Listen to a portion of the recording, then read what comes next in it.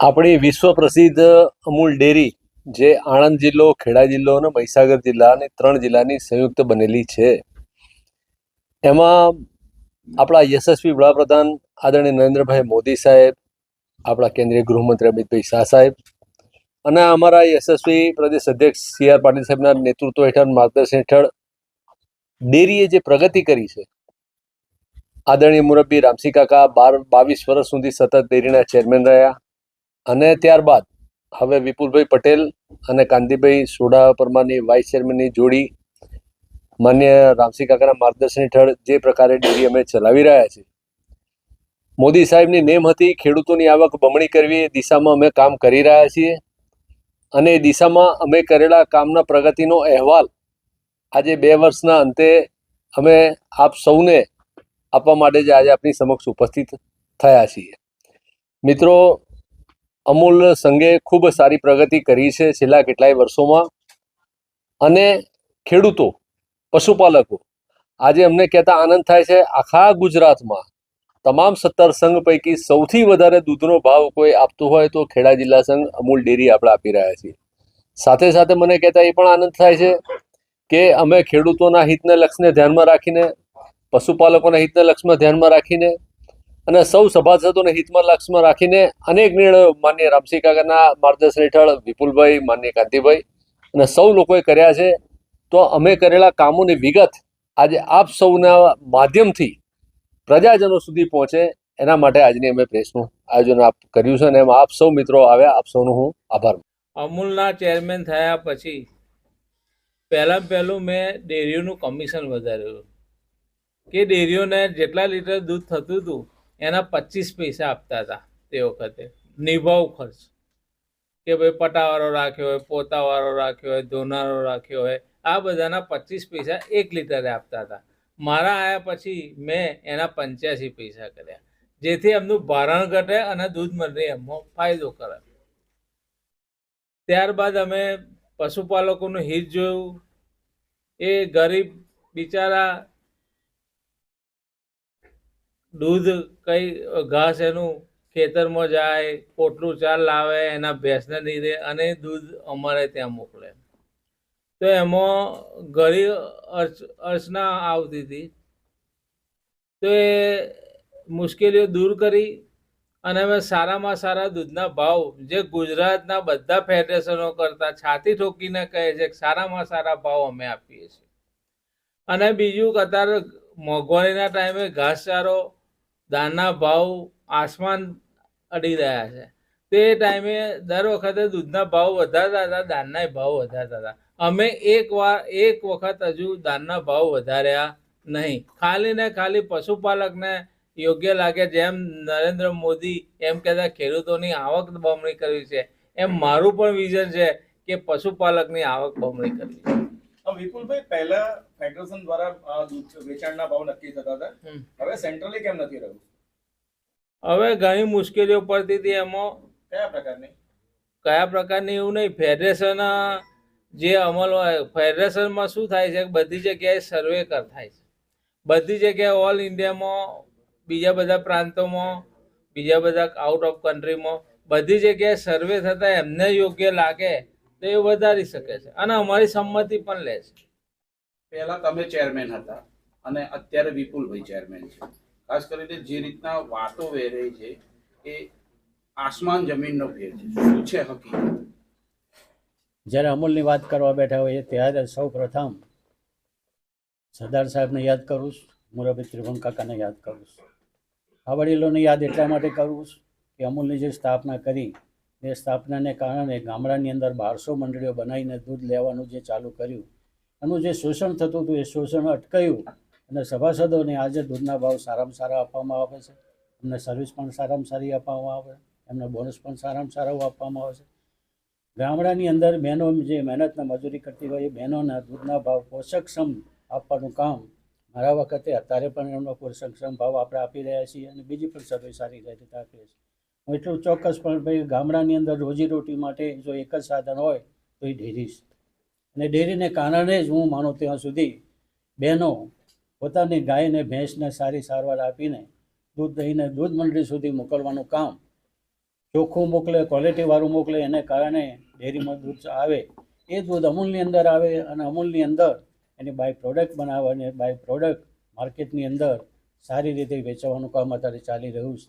એટલું કંઈક એશિયાની અંદર જ્યારે અમૂલનું નામ બન્યું છે ત્યારે વધારે વધારે આભાર માનું તો મેં વડીલોનો જે નામ દીધો એમનો ખૂબ આભાર માનું છું કે એશિયાની અંદર અમૂલનું નામ બન્યું અને સારી ક્વોલિટીને કારણે હરાડ સંઘો છે, હરાડ સંઘોની અંદર અમૂલ ફર્સ્ટ નંબર હંમેશના માટે રહ્યું છે. મિલ્ક માર્કેટેજ ફેડરેશન જે બનાવ્યું કે જે બાય પ્રોડક્ટ થાય એ બાય પ્રોડક્ટ વેચવાનું કામ મિલ્ક માર્કેટિંગ ફેડરેશન કરશે. અમૂલ ખાલી પ્રોડક્શન કરે, માર્કેટિંગનું કામ મિલ્ક માર્કેટિંગ ફેડરેશન કરે.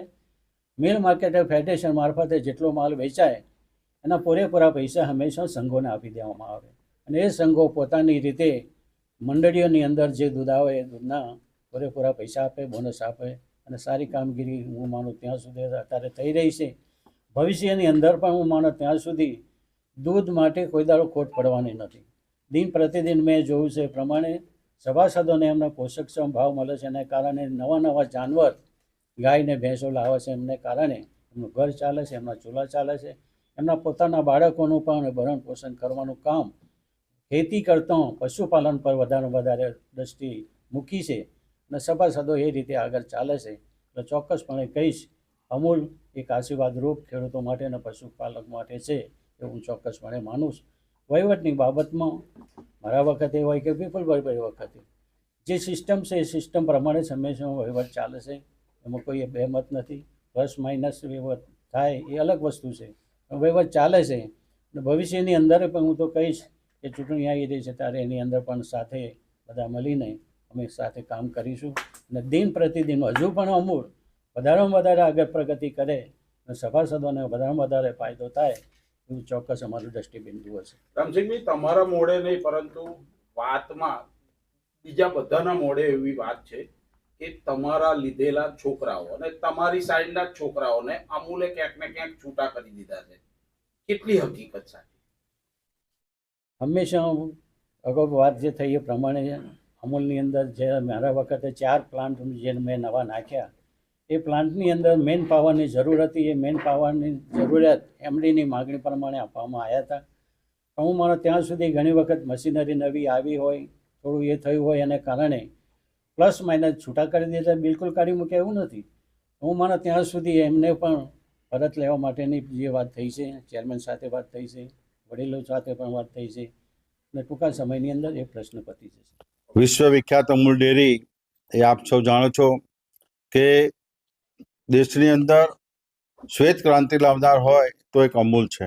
આણંદ અમૂલના કારણે શ્વેત ક્રાંતિ આવી અને આણંદ, ખેડા અને મહીસાગર જિલ્લો જે 3 જિલ્લાની 1200 મંડળીઓ અને લાખો સભાસદોનું જ્યાં હિત સચવાયેલું છે ત્યારે એ અમૂલની અંદર છેલ્લા 25 વર્ષથી 22 વર્ષની આસપાસ રામસિંહભાઈ ચેરમેન રહ્યા. ત્યાર પછી ભારતીય જનતા પાર્ટીના આદેશ મુજબ માન્ય શ્રી વિપુલભાઈ અને મારી નિમણૂક કરવામાં આવી. રામસિંહભાઈ અને અમારા તમામ બોર્ડના ડિરેક્ટરો સાથે મળી અને મંડળીનું કામકાજ, સંઘનું કામકાજ સારું કર્યું કે જે છેલ્લા 2 વર્ષની અંદર ગયા વર્ષે અમે 535 કરોડ રૂપિયા ભાવફેરની રકમ આપી, જેને બોનસ કહેવાય. એ સભાસદો એનાથી ખુશ છે. સભાસદોના ગરીબ સભાસદો કે જેને આકસ્મિક મૃત્યુ થાય એમાં આકસ્મિક વીમો અમે 2 લાખ રૂપિયાનો વીમો લીધો. મંડળીઓને ભારણ ઓછું પડે એટલા માટે મંડળીઓને અમે 1200 મંડળીમાંથી 50% મંડળી 850 જેટલી મંડળીઓને અમે સોલર સિસ્ટમ આપી અને 1200 મંડળીમાં અમે સોલર પૂરું કરવાના છે. એમાં 50% રકમની સહાય અમૂલ ડેરી તરફથી કરવામાં આવશે. અમે 2 વખત દૂધના ભાવ વધાર્યા પણ 2 વર્ષની અંદર એક પણ વખત અમૂલ દાણનો ભાવ અમે સભાસદોના હિતમાં વધાર્યો નથી. સભાસદોનું હિત સચવાય માટે ચાલુ વર્ષે પણ અમારો ટાર્ગેટ ને લક્ષ્યાંક છે કે 600 કરોડ રૂપિયાનું બોનસ ભાવફેરની રકમ અમારા સભાસદોને આપવી. એ ગઈ વખતે 535 કરોડ આપ્યા હતા, તો આ વખતે અમે 600 કરોડ રૂપિયા આપીએ એમ અમારું બોર્ડ, અમારા ચેરમેન, અમારા રામસિંહ કાકા, અમારા પપ્પુભાઈ તમામના સહયોગથી અમે એ કરવા જઈ રહ્યા છે.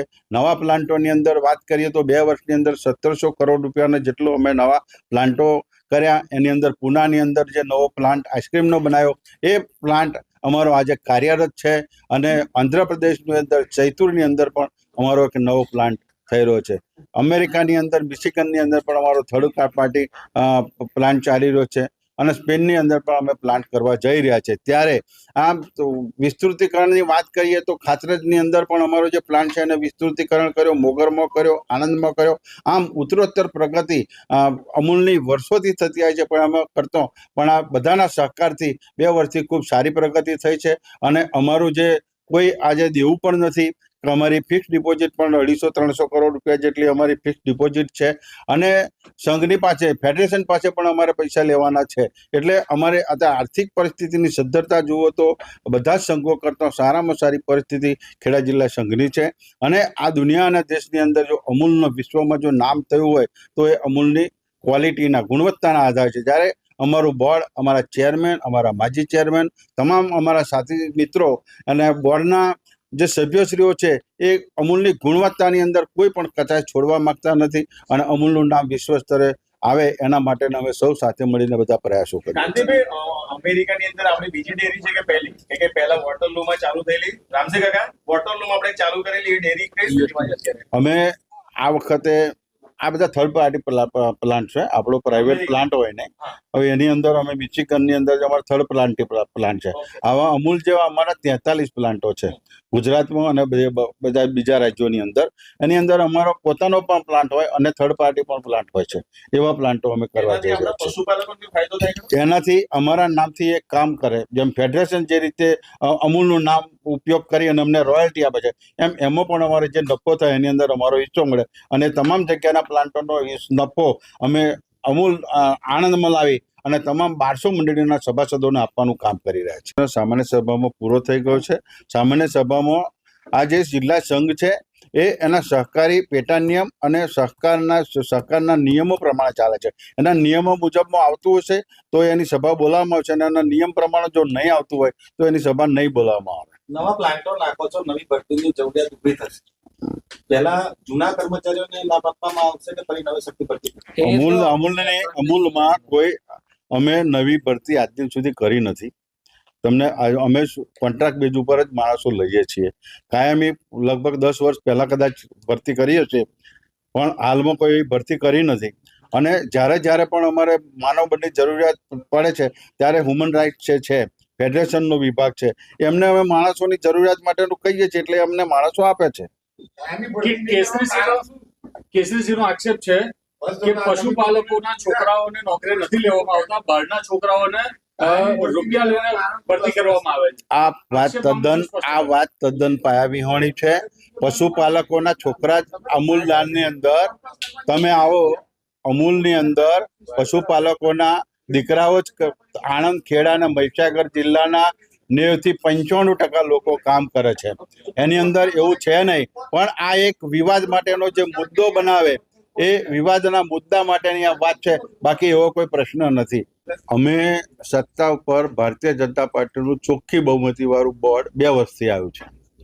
અમે ભરતી કરવા માટેની જાહેરાત જે નિયમ મુજબ થાય અમે જાહેરાત આપેલી છે, એના ઇન્ટરવ્યૂ કર્યા છે અને એના પ્રમાણમાં જે જરૂરિયાત હશે એ પ્રમાણે અમે એને એપોઇન્ટમેન્ટ આપીશું અને એના ટૂંક સમયમાં અમે એની કાર્યવાહી પણ કરવાના છીએ. અમૂલમાં અમારે ખાલી જગ્યા છે. અમૂલમાં ખાલી જગ્યા છે એવું છે ને, અમારે અમૂલના પશુપાલકો કે જેના પગમાં ચંપલ નથી એ સવારમાં જઈને સોજે 4નો ભારો લાવે છે, એને પૈસા દૂધના વધારમાં વધારે મળે એના માટેનું અમારું વધારમાં વધારે મહત્વ છે. પશુપાલકોના હિતમાં છે અને અમારો કર્મચારી છે, અમારા કર્મચારીને અમે પણ એને એના રીતે અમે વળતર આપીએ જ છીએ. એમાં કોઈ પ્રશ્ન ઊભો થતો નથી. કાંતિભાઈ, અમૂલ આટલી મોટી બ્રાન્ડ, જિલ્લાની અંદર ઘણી બધી સહકારી મંડળીની અંદર સ્વચ્છતા નથી જળવાતી. ખૂબ ચોંકાવનારા દ્રશ્યો અમારી પાસે છે. તો ડેરીની અંદર સ્વચ્છતા જળવાય, પ્રાણીઓ ન આવે, શ્વાન ન આવે, એની માટે કોઈ મોનિટરિંગ કે વિજિલન્સ કે અન્ય કોઈ સગવડ કરશો ખરા? એના માટેનો અમે ચોક્કસ તમારી વાતને ધ્યાન ઉપર લઈશું. સ્વચ્છતા તો હોવી જ જોઈએ. માન્ય નરેન્દ્ર મોદી સાહેબ પણ દૂધ ભરાય છે ત્યાં કૂતરા બી ફરતા હોય એવા દ્રશ્યો મારી પાસે અમુક જગ્યાએ કદાચ બન્યું છે, અમારા ધ્યાનમાં એવું નથી આવ્યું, પણ તેમ છતાં અમે આનો પર્સનલ ડેરી સોસાયટી વિભાગની અંદર પરિપત્ર કરાવડાવી અને અમે એને તમારી વાતને ધ્યાન ઉપર આવે એવું કરાવીશું.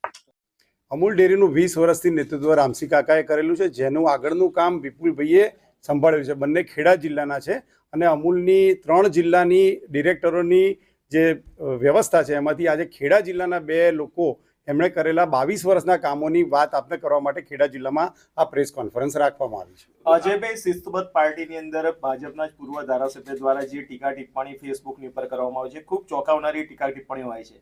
તમારા લેવલે પ્રદેશ લેવલે કોઈ જાણકારી આપવામાં આવે છે અથવા કોઈ પગલાં ભરાશે ખરા? ભારતીય જનતા પાર્ટીનો એક સંગઠનનો ક્રમ છે કે લોકશાહીવાળી પાર્ટી છે ને દર 6 વર્ષે એમાં સંગઠન પર્વ થતું હોય છે. પહેલાં એમાં પ્રાથમિક સદસ્ય, ત્યારબાદ સક્રિય સદસ્ય અને ત્યારબાદ વિવિધ સંગઠનના પદોની ફાળવણી થતી હોય છે. જિલ્લા પ્રમુખ ખેડા તરીકે મારે ધ્યાનમાં એવું ચોક્કસ છે કે કેસરીસિંહ એ ભારતીય જનતા પાર્ટીના સક્રિય સભ્ય આ વખતે બન્યા નથી. જ્યારે જે સભ્ય બન્યા જ ન હોય તેને સસ્પેન્ડ કરવાનો કોઈ પ્રશ્ન રહેતો નથી. અજયભાઈ, ગઈકાલે તમે CR પાટીલના મળ્યા, આજે કોન્ફરન્સ ગોઠવી, શા માટે? અમૂલની ચૂંટણી પણ આવી રહી છે અને અમૂલમાં ભારતીય જનતા પાર્ટીએ જે નરેન્દ્રભાઈ અમિતભાઈના ઉદ્દેશોને સિદ્ધ કરવા માટે કામ કર્યું, જેમ કે જળ સંચય માટે 1200 મંડળીના ધાબા પર વરસાદનું સીધું પાણી જમીનમાં ઉતારવાનું કામ અત્યારે ટેન્ડર પ્રક્રિયાથી ચાલુ છે.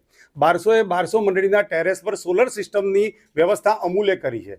મંડળી સશક્ત બને, સભાસદોનું કામ વધુ સારું થાય અને એ લોકોને વધુમાં વધુ ફાયદો મળે, એવા બધા જ ઉદ્દેશથી દરેક સ્તરે કામ કરવામાં આવી રહ્યું છે. હાલમાં હમણાં પપ્પુભાઈએ કહ્યું એમ બાયોગેસનું પણ કામ શરૂ કરીને પશુપાલકોની આવક વધારવાનો એક નવો આયામ પણ શરૂ કરવા માટે ભારતીય જનતા પાર્ટી જઈ રહી છે. માનવ જીવનના દરેક તબક્કે જે રીતે સશક્ત જીવન જીવવા માટે ભારતીય જનતા પાર્ટીની સરકારો મહેનત કરે છે, તે જ રીતે અમૂલના આ 4 માધાનતાઓ પણ એ જ લાઈન પર અમૂલ ડેરીમાં કામ કરી રહ્યા છે. એ આપના માધ્યમથી સમગ્ર 3 જિલ્લાની જનતાને અમે બતાવવા માંગીએ છીએ. એનું મૂળ કારણ એ છે કે અમૂલ એ વિશ્વમાં એ વિશ્વાસનું નામ છે. એ અમૂલના નામથી પશુપાલકોને ફાયદો થાય છે. એ લોકોની આવકને કે અમૂલ ડેરીને નુકસાન કરવા માટે સોશિયલ મીડિયાના માધ્યમથી કોઈ ક્ષુલ્લક પ્રયત્ન કરે તો એને આપણે પણ બઢાવો ન આપવો જોઈએ. એ આપણા સૌના હિતમાં છે. અજયભાઈ, એવું કહી શકાય આજની પ્રેસ કોન્ફરન્સ અમૂલની ચૂંટણીની તૈયારીઓને લઈને છે? સામાન્ય રીતે એવું બનતું હોય કે તમે શાસન કરો ને શાસનનો પૂરો થવાનો સમય આવે ત્યારે તમે તમારું પ્રજા આગળ સર્વેયું મૂકતા હો છો. એ પણ તમે આ રીતે ગણી શકો, પરંતુ અમારા માટે આ એક સતત ચાલતો પ્રોગ્રેસ રિપોર્ટ છે. આ રિપોર્ટ અમે તમને આવતા 5 વર્ષના અંતે પણ આપવા માટે આ જ ફોરમમાં બેઠા છીએ. અજયભાઈ, કેસરીસિંહ ભાજપના સભ્ય નથી તો આ પ્રકારનો માધાનતાઓની ઉપર જે આક્ષેપ કરવામાં આવે છે, ચોર શબ્દનો પ્રયોગ કરવામાં આવે છે, તો કોઈ ફોજદારી કાર્યવાહી કરવામાં આવશે ખરી? તમારી ચેનલ સામે પણ ઘણા આક્ષેપો થતા હશે. દરેકને કઈ રીતે જવાબ આપવો એ તમારી પર ડિપેન્ડ હોય છે. એમ અમે એનો ચોક્કસ સમય ઉત્તર આપીશું.